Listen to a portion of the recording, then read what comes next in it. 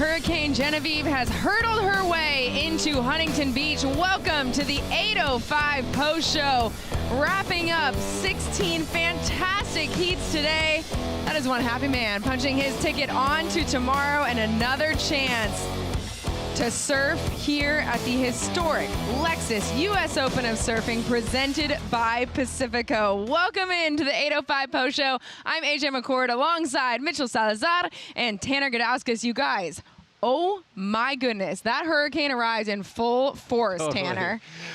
When we rocked down here this morning, you knew it was going to be one of those special days for the US Open, and it absolutely delivered. There were so many incredible heats. Ups, downs, buzzer beaters, broken boards, it all really was happening today. Mitchell, you have seen Huntington in so many different forms. How does today compare to all the ways that you've seen this wave show up? Yeah, if I were to give it 0 to 10, I'd probably put it up there 7.5, close to an 8, honestly. Wow. I mean, really good waves this morning. We saw incredible tube riding, I felt, during the morning's free surf, which was an indication of what was going to come later on today. But I felt like the performances based on the waves were great. And that's really what we want to see at this level. People trying to get those excellent scores, and people performed when they needed to, AJ. They really did. We saw some incredible barrels. We saw some absolutely massive turns. We also saw a lot of things go wrong when they put their best foot forward. Tanner, this wave just took no prisoners today. Well, in Huntington, there's a clear difference of it being big and it being good. And today it was big and good. So all the competitors were really challenged, and you could see them. The theme for big scores was big maneuvers, and so everybody was really being challenged and putting it on the line. Fireworks, jet skis getting lit up, current coming from the south. It was raging into the pier, and to be honest, it was so enjoyable to commentate.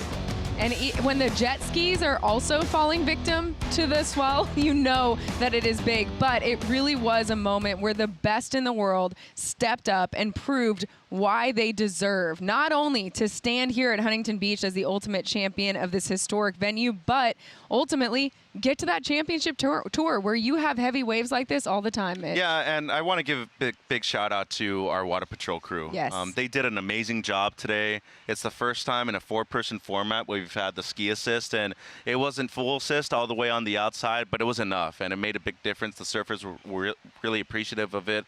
But those guys worked their butts off, AJ. And it's a long one out there, and especially considering everything that they had to go through to pick up the surfers, especially with multiple different swells in the water, that's a lot of energy out here at the south side. It was a lot of energy. The surfers managed it well. The Water Patrol handled it well. There was so much action. Let's start with the men's round of 80, heat number 4, because that one had some real big firework moments in this one. Tanner, talk us through what was happening here. Alonso Correa is so fun to watch. He spoke about this wave in his post-heat interview. In a surprise, he said, he came up thinking one thing and had to readjust and lip-lined that so perfectly. Everybody was really put to the test, but these big finishing maneuvers, you saw a variety of them throughout the course of the day. But when you came down with it, it was a huge score. So Alonso, again, backing that right up. Goes frontside, goes backside. He's going to be deadly this entire event.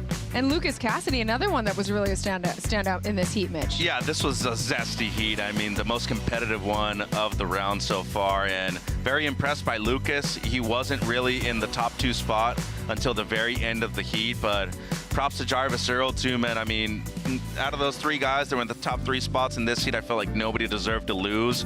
That's the nature of the sport, though, AJ. People need to advance, and the top 2 do it. And Lucas Cassidy, first CS event of the season.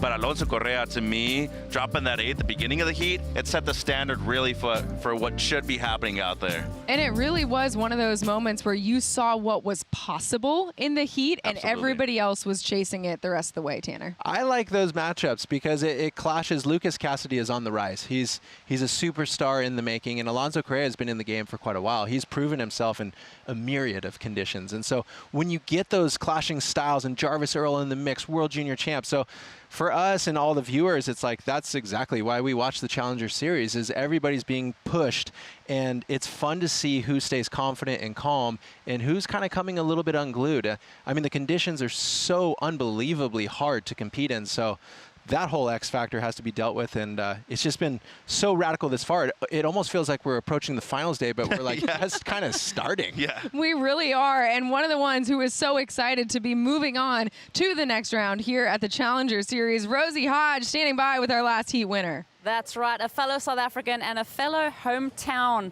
boy. We're so proud of him. Daniel Emsey, in a moment of pure honesty, you told me that that was the worst heat of your life. But you got the win. Tell me about that story arc. Thank you. Yeah, that was as hard as it gets. Just this afternoon, like low tide dropping, the south wind or whatever coming through, and I think I fell in 4 or 5 takeoffs out there. I was almost laughing at a point. I'm like, if I lose, I deserve to lose. And I kept looking down at my Apple Watch, and it kept saying like 1.2 ahead, and I'm like, I can't be ahead at this point. If I'm having a shocker, then everyone else is having even worse ones. But I was happy to kind of compose myself at the end and get the 1.68 and get through. Yeah, that was as hard as it gets. Well, you did it. You got the win. And then also coming in, we had the South African contingent standing on the shore. I mean, it's the last heat of the day. These days are long. What does that mean to you to have that kind of support? Oh, it's everything. Yeah, the South Africans this year, we all kind of staying together and traveling together, and we all come down to watch each other the heats. We had Aiden this morning surf incredibly to get through, and yeah, Sarah was looking like the goal to beat for the whole contest, but she unfortunately lost out. But just having everyone down here and hearing them shouting and screaming, like coming around on the jet ski, it means so much to have them in my corner, and yeah, couldn't do it without them. That camaraderie means so much. We'll see you in the next round of this event. Well done, Daniel. We'll send it back to you, AJ. Thanks, Rosie. And Mitch, Daniel just referenced something that I think was a through line throughout every single heat today, where he said, hey, I was having a shocker and I had to get back on my board time and time again after falling. Tanner, you kind of talked about it too, but how much did resiliency and not letting yourself get rattled play a role in who moved on today? Yeah, big time. I think both of us can attest to that as long as there's time, on the clock out there in the water, you still have a chance to make it out of that heat. And you should never be able to give up, if there's still an opportunity out there. And that's the one thing that I really like about those kids. For them, it's really difficult to be able to get to a lot of these events. They really have to earn it. And that's a big part of making it to the championship tour, right? Is those people that earn it, they're typically a lot more successful in those positions. So, yeah, can't teach hard, AJ. You cannot, but you certainly know when it shows up, which we saw a lot of today. And one of the ones with the biggest hearts that we're so excited to see back in the jersey, Joanne DeFay. This time last year, she was getting ready to welcome her daughter Kimmy into the world. And look at this, Tanner, absolutely shredding a massive Huntington this morning. It is so good to see her back doing her thing. It was funny, she kind of giggled saying she had been training for 10 days, and she rolled up today, and it looked absolutely different than what she was prepared for. But she handled it with grace, actually with aggression. Her surfing looks best that it's ever looked. So we are looking forward to the rest of the event. And her with Eden Walla. Eden, a youngster, oh my goodness, coming out of San Clemente and putting the older girls on notice with humongous turns like that. And Mitch, we saw that all day, riding out of sections like that. What does it take for Eden to ride out of a turn like that? Yeah, well, a lot of core strength, first of all, a lot of leg strength as well, but I think it just goes to show the amount of experience she has at this location. There's younger brother Zion to her left, also a very talented surfer, but I feel like experience for a lot of the surfers from the region really mattered on a day like today. I mean, because Huntington has different faces. I mean, even Bella Kenworthy and Sanoa Dempleolin, who lost in that heat, they have experience competing at other events at this venue. So for those people that have already been there and done that at this location, a lot more comfort at this wave. Well, and Tanner, this heat win, right, who moved on, was really the tale of two generations, because you had Eden, who is relatively new to the surf scene, but local here to Huntington Beach.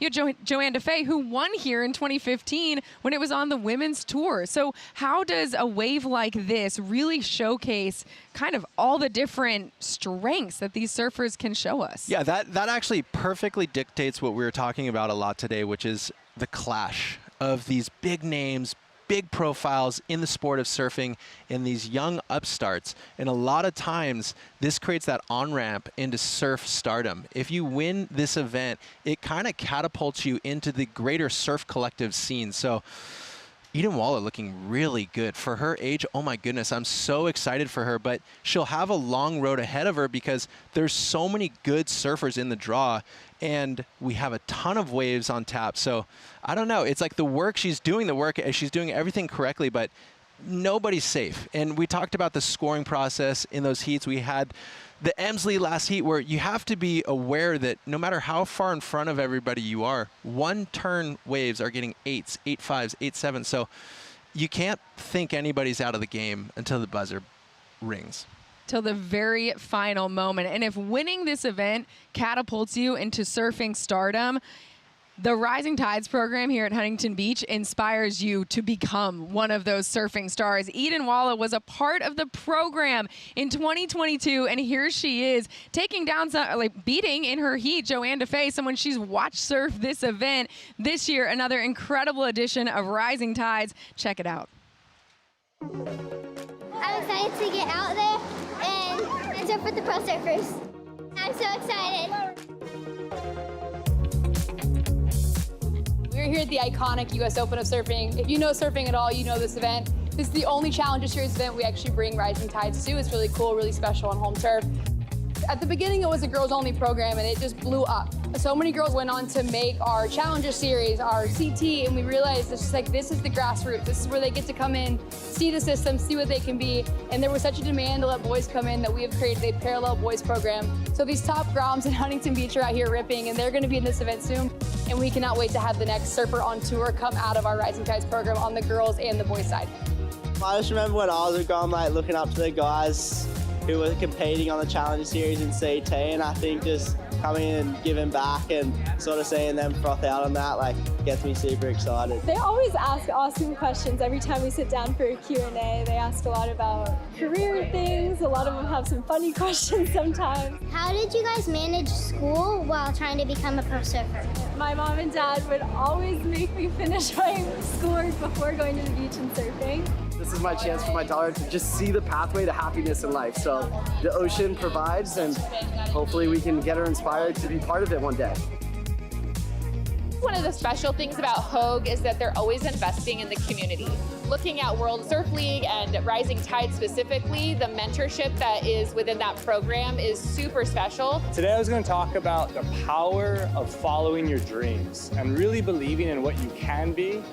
Some people call that manifestation, but if you can visualize where you want to be in life, you're gonna get there. The idea is whatever these kids want to do in life. It could be becoming a professional athlete, going on to a pro career, but they get to meet people who are doing it, get to ask questions, be in this intimate space with their heroes, and really grow out of it, get more confidence, whether it's surfing or something outside of it. We're cheering them on and hopefully giving them that first little kind of push into where they want to be.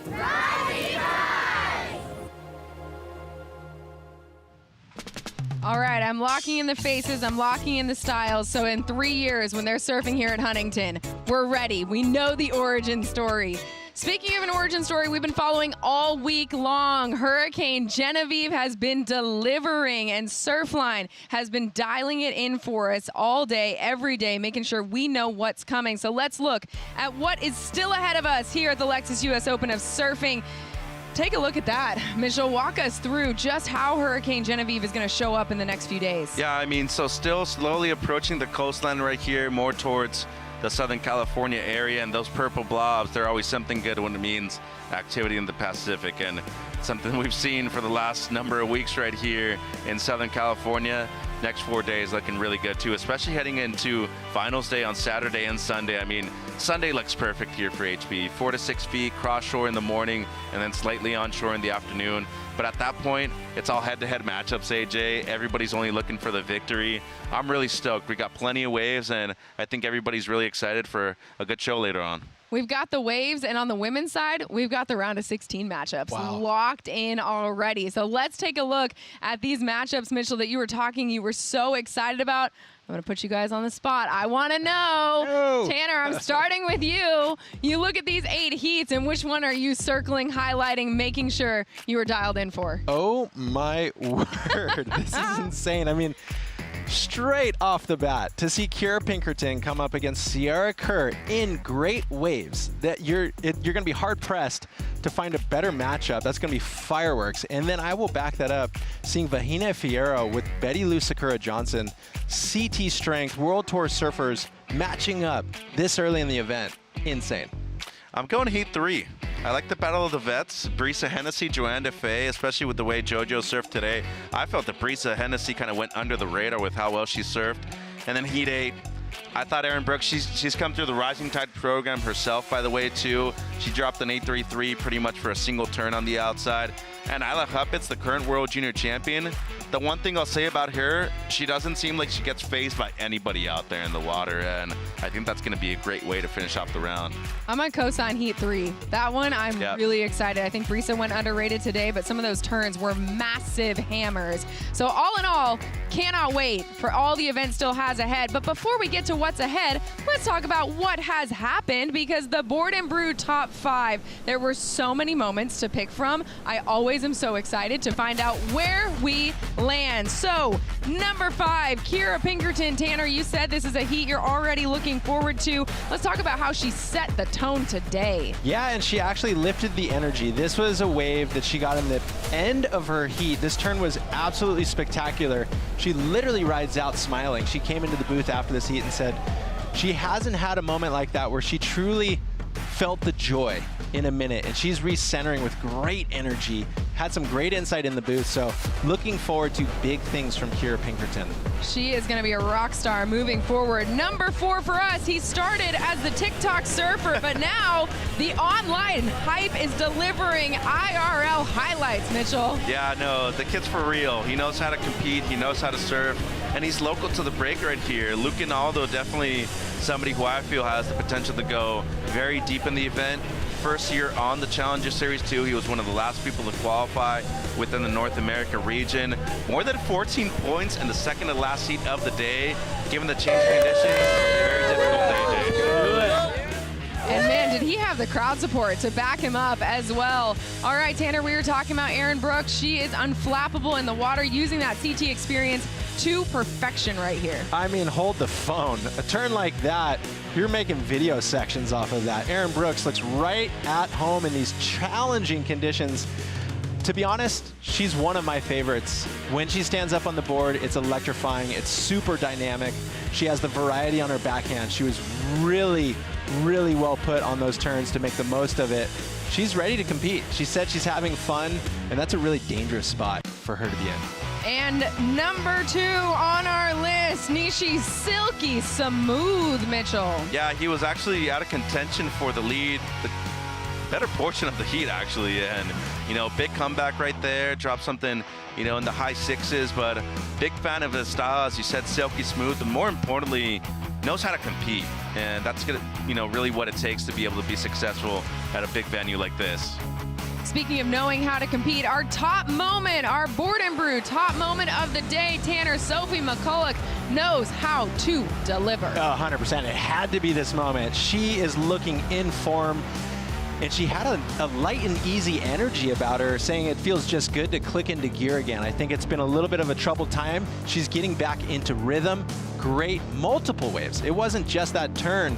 So she solidified the heat. She just looks tapped in. And the timing is a big issue here in Huntington with this size. So I feel like that's going to be deadly, as we know that the swell is going to continue to stay through the rest of this event. Well, and Mitchell, we know what the surf is going to look like. We know that we still have some majorly heavy hitters on the men's side to even hit the water here in Huntington Beach. The the Red Bull Athlete Zone today was stacked full with so many incredible surfers who know this break so well. Who are you looking forward to seeing actually get out in these waves in the next few days? Cole Hauschman, he's one of them. He won the first event over in Balito, and if we recall, I mean, the year he qualified here, went on a roll. He won 2 events back to back, and he's back on the championship tour rankings. Excuse me, he's pretty far down. So this is an important one for him, especially knowing that we only have 5 CS events this year. Yeah, you can count one of the, you know, global qualifiers when it comes to the 6,000s, but I think he wants to do a lot of damage right here. Also expecting Kanoe Igarashi to do very well. You know, he has the hometown support. He's a 2-time champion. I think it's going to be a fun one tomorrow. Tanner, what about for you? Gosh, you know, I hate to keep it in San Clemente, but to be honest, a Colapinto brother. Like, these guys have proven it time and time again. I think their approach, Mitch, like you bringing up Kanoa, I think regular foot surfers in conditions like this that have both power surfing and technical form and aerial tactics, it will be a combination we'll see, especially into those finals days as the swell dips a little bit. Like today, hard to control to get the aerials out. So it's like once it gets into the 4 to 6 foot range, we're going to see a different arsenal of maneuvers. And competitors like that will become very deadly. So I'm obviously so biased. I love those guys. So take that with a grain of salt, but I do put it on a Colapinto. I'll add one more, and I'm biased right here too, Al Cleveland Jr. And this stuff out here, as a former champion too, got to watch out. And I think we saw it today, right? When the CT women, the ones who have experience here in the water, we saw the heat strategy start to change. And when those guys hit the water, I think it's going to be the exact same thing. So 7 a.m. call time. We know there's going to be waves. The men's round is 64 with some heavy hitting surfers coming your way. Tune in for a 7 a.m. call time. We have a 7:35 start time slated. I cannot wait, you guys. We got to just get ready for tomorrow and the rest of the days. So thank you so much for joining us. The 8:05 post show. Let's see some of those highlights yet again. We'll see you tomorrow.